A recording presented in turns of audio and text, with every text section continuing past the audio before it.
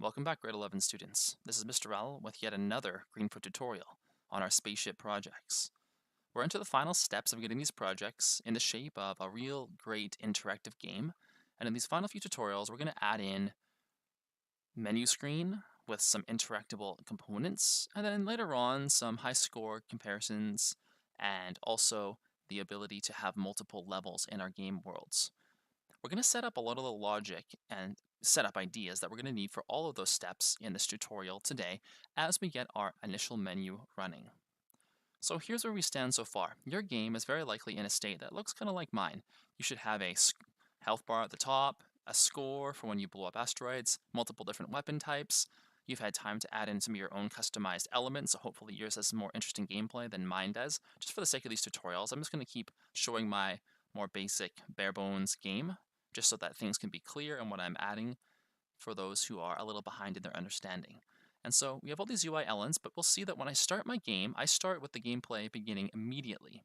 And what I want is there to be a starting screen, like we're used to seeing in a game, that maybe we have a button that says play, a button for instructions, a button to exit the game, and later on, maybe we even add more interactions like check the high scores or choose a difficulty, one player, two player. There can be lots of functionality you have on a title screen. But for now, well, let's get the basic setup. Where we're going to begin is by doing something that we haven't done before. We've been used to adding in new actors, but we're actually going to add in a new world this time around. I'm going to call this world title screen, and I'm going to add a background to it. Let's just have, I don't know, something that looks nice and plain and simple right now. Title screen. And now one thing that I'll see is if I open up this title screen, it's smaller than my galaxy. Well, the reason for that is that I actually changed the initial number of my galaxy to this size that matched the image that I chose for it. So I want my title screen to be the same size with the same parameters. So I'm just going to copy and paste that information over. And now my title screen should look like it's the same world as my game world. Cool. So I have this title screen, and what I'm going to want to have happen is that this be the initial starting point of our gameplay. And I'm going to have information on here that is going to allow the user to choose some options. So let's start adding in some information.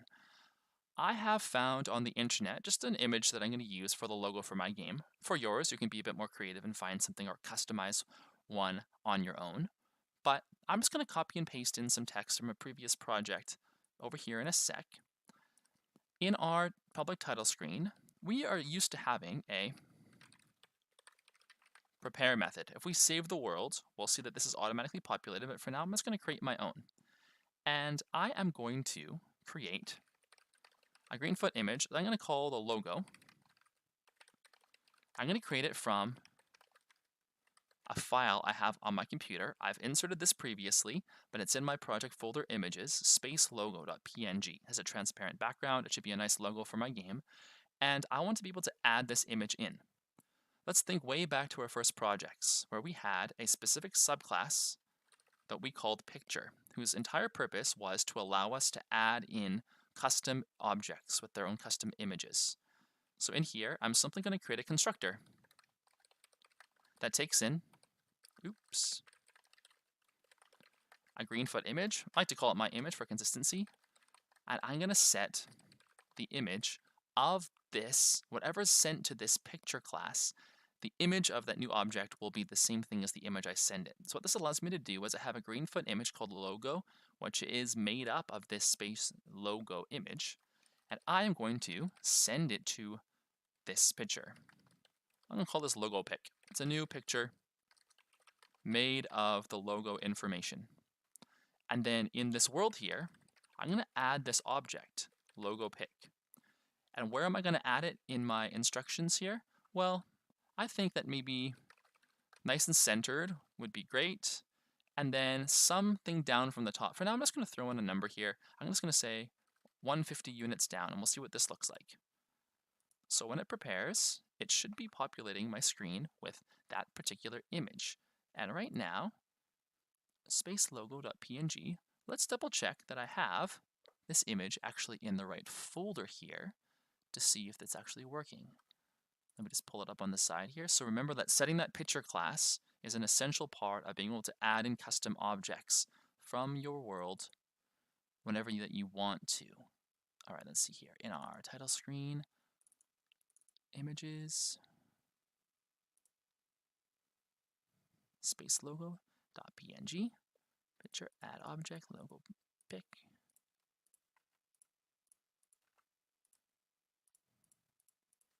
Ah,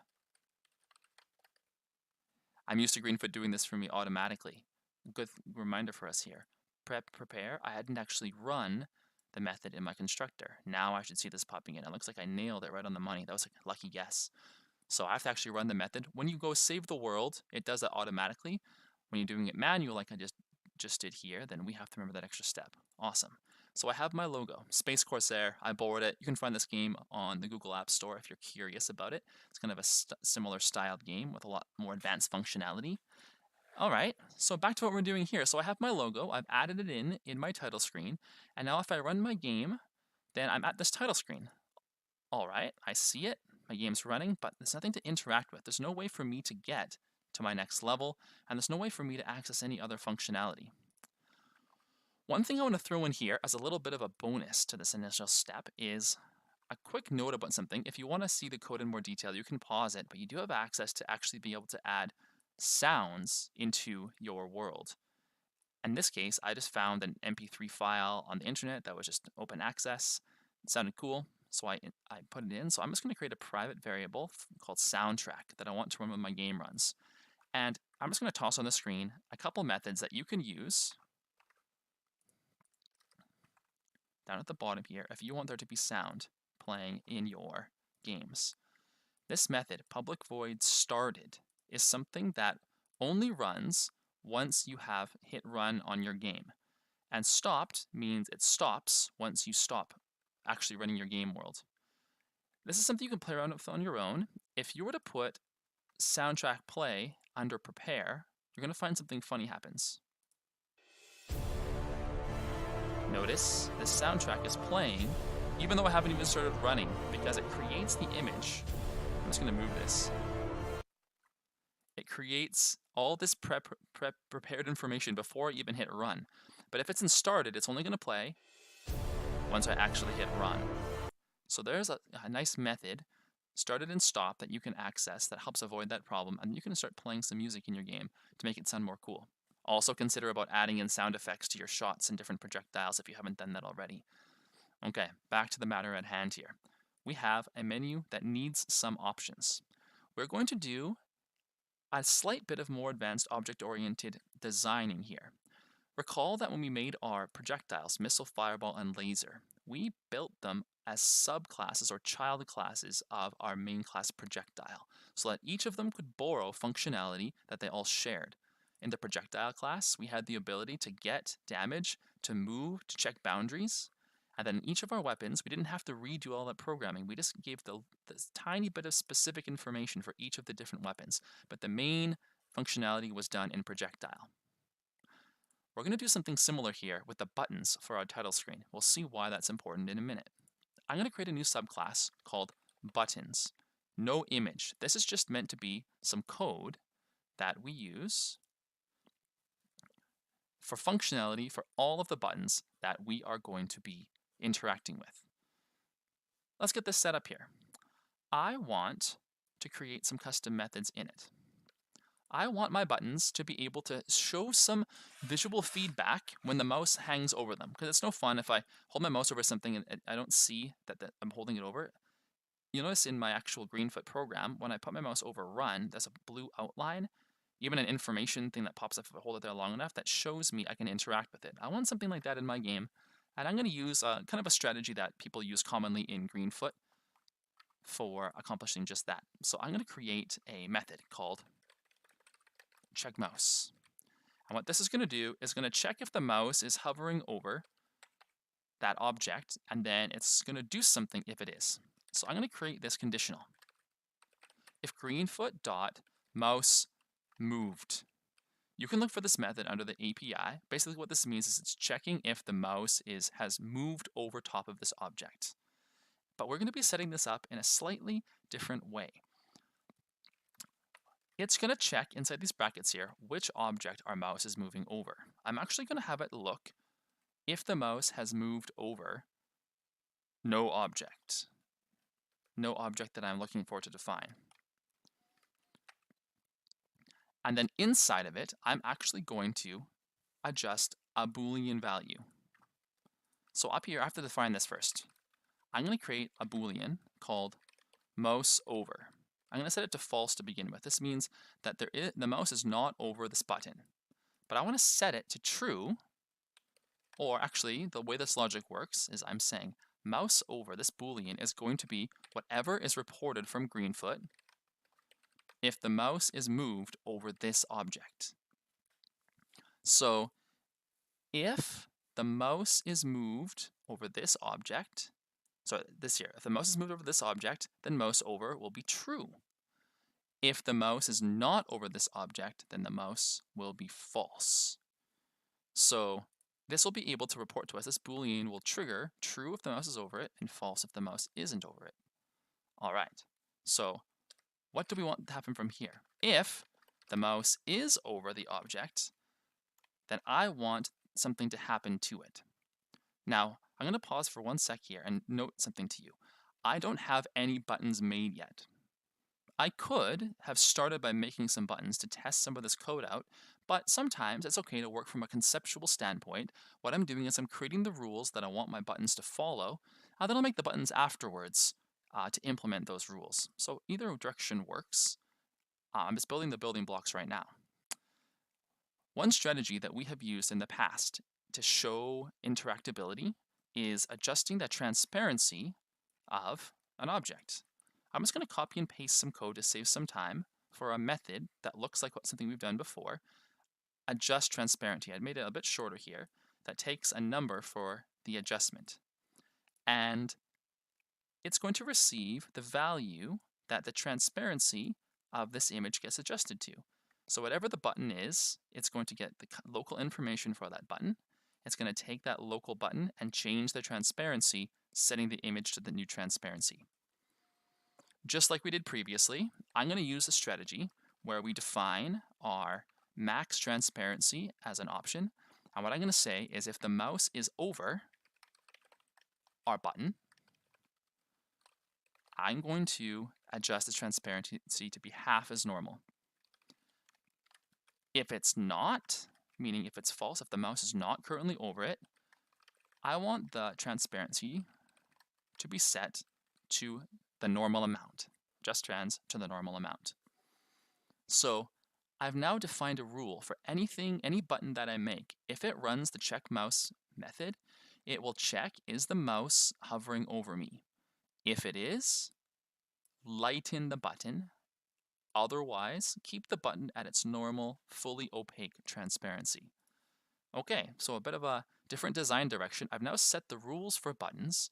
Now, let's actually make some buttons and see if these work. So I'm not going to just make an actor. I'm going to be making a new subclass of buttons. And in this case, I'm going to create 3 buttons for now. The first one's going to be called play. The second one's going to be called instructions.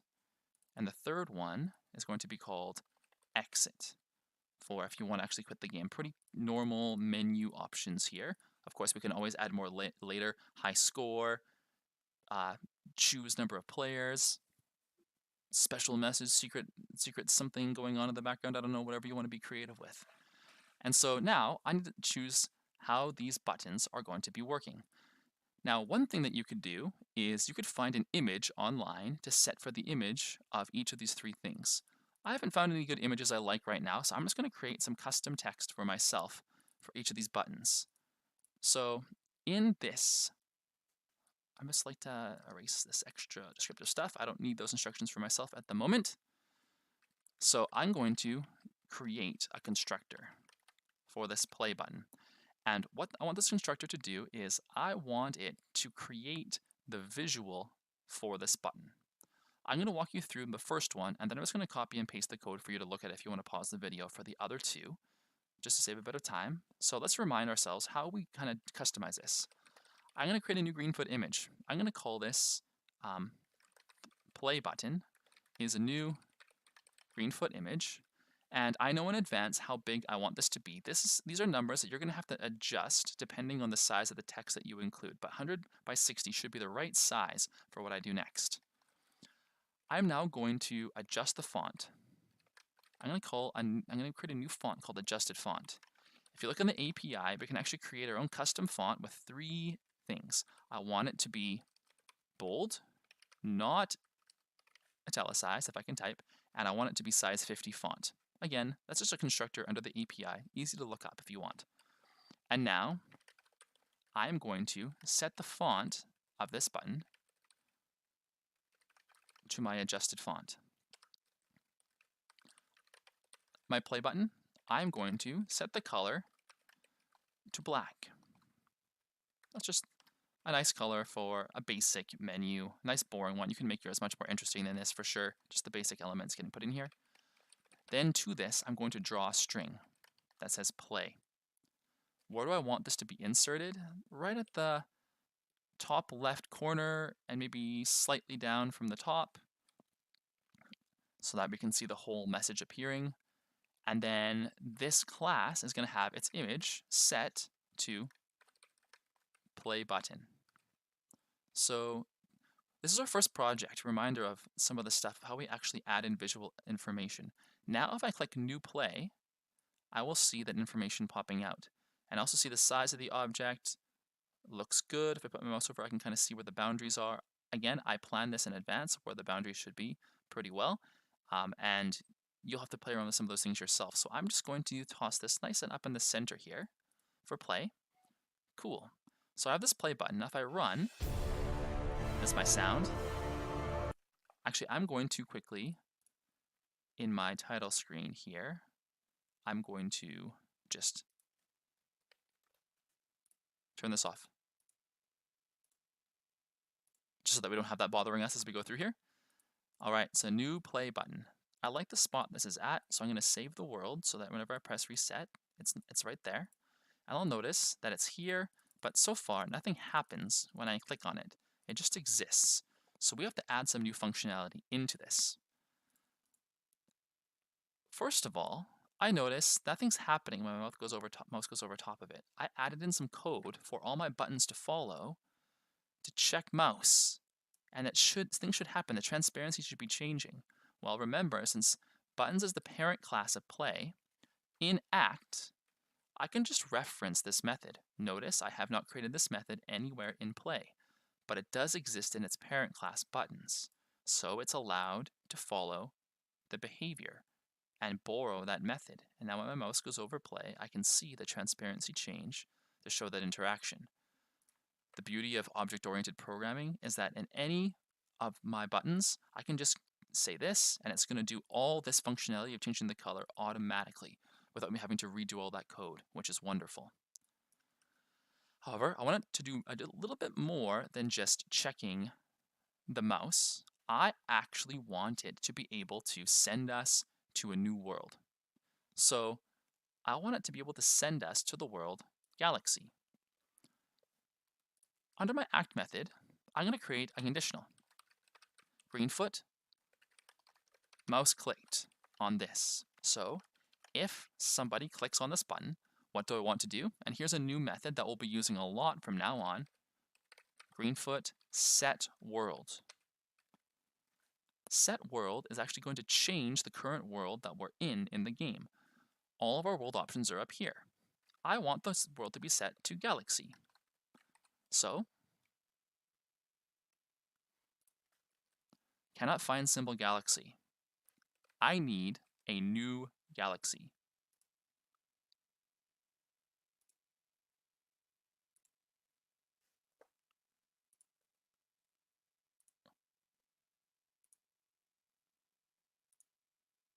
Interesting. Why is this having an issue in this particular place? Set world galaxy. I think I might have typed something wrong in another one of my classes. Let's just move forward, and I think I'll be able to resolve this as we move through here. So one thing that I want to be aware of is that I want the ability to set the world to be able to be a little bit more adaptive than this. I want it to be able to set world in different ways, because when I include my instructions later, I will actually want those instruction messages and information. It could pop up as a new image, or we could actually create it as a new world that we access where the instructions are. Different strategies. For now, I'm just going to create an instruction world that we're able to be sent to, meaning that I want this ability to send us to a different world, set us a different world to be more generalized for all buttons. So here's what I'm going to be doing. I am going to be taking this code out from this act method, and under buttons, I'm going to be making a new method. In it, we are going to be allowing all buttons to check if they're clicked to send us to a new world. And it's going to receive a world object, and then if mouse is clicked on whatever button that we're currently referencing, we're going to set the world to that world. So we have this as our method. So under act, I can say check clicked, and I'm going to tell it what world. Well, I'm going to say a new galaxy is the world that I want us to be sent to. And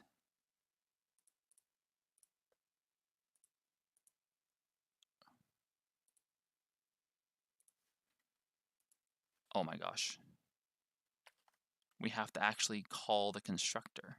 That's what I was forgetting. No problem. So when I say this, what it's doing is it's going, I want to run this method check click. Is there a method called check click in here? Don't see it. Let's check our parent class buttons. It has a method check click. Cool. It receives the world. I send it a new galaxy world. And then if the mouse is pressed on the play button, set the world to new galaxy. So what is this going to look like? I can see I can interact with the button, and when I click play, it's going to set the world to the world I originally started with, but now it's referenced within our menu. Let's just quickly add some of that functionality to our instructions menu. To wrap this up for now, we'll also take a quick peek at exit. I'm going to copy and paste some code over because we're kind of running out of time, and you can pause the video if you want to look at it in more detail. I have the information for my instructions button, how I want it to be created here. When I go new instructions, now I have the visual set up. This top code is to get this look set in place. The second part of the code is going to look almost identical to our play button, where, I'm just going to add this less space there. I check the mouse so that when my mouse goes over top of it, oh, I got to save the world here. Just to remember what that is. Mouse over, it's going to show that. And one problem with my instructions button right now, when I click on it, aha, there we go. It actually goes to my blank instructions world because I've told it, instead of going to my galaxy play world, go to my instruction world where the instructions will appear later. Right now, I haven't put anything in this yet. That's okay. We can do that easily enough later on. Last button to put in. Let's get this exit button set up here quickly. Again, you can pause the video if you want to see this code in a bit more detail. But here's how I set up my exit button. Here's what it looks like, nice and simple down in the corner. Save the world so it remembers its spot. You can pause if you want to see what that looks like. But I'm going to do one thing different with my exit button. I'm going to add in an act method that if it is clicked on, then I want it to stop the actual process that it's currently running. It's going to check the mouse so that if I put my mouse over, it shows that. So that functionality, remember I programmed it just in buttons, but all three are borrowing it. Great object-oriented design. But if I press the button, then I'm going to stop Greenfoot. And this is a custom command that none of the other buttons want to use. So that's why I'm not putting it under buttons. I'm just putting it only under exit because it's only going to be needed for that. And if I press exit, it stops my program from running. Excellent. So what have we covered today in this lesson? Well, in our programs, we've been able to add in a couple new worlds, only one that we really worked on called title screen. This is what we're going to start our game with. In this world, we have included buttons that follow consistent rules. All the buttons work using a consistent set of methods that all sub-buttons can access, particularly checking the mouse that we hover over it. We see some feedback visually, and then clicking the mouse, which takes us somewhere different if we click on it. And from here, what this enables us to do, if you want to think a little bit ahead, is in our instruction worlds, if we actually go to this place, you could include some buttons in here that might take us back to the title screen, might take us to a second page of instructions. You can also consider creating a different galaxy level. Maybe you want to say Galaxy 2 for a second world here. Haven't put anything in here, but there's a lot that we've already done back in Galaxy that you could maybe copy and paste from and add in maybe more enemies or a larger map or a second hero or different power-ups. You can add in custom things into a second world. And our next tutorial, we're going to explore some of the ways we can implement some of that stuff. But I challenge you to try and see what you can implement on your own first. And then finally, we're going to be adding in a scoreboard, not an actor scoreboard, but an actual high score that remembers things once we're done our game type idea. All right. Hope that made sense. Let me know if you have questions in class. Make sure that in your games you get a wonderful title screen. I recommend you have better images, a better layout than mine. Mine's just the bare bones to show us how it works. See you in the next one.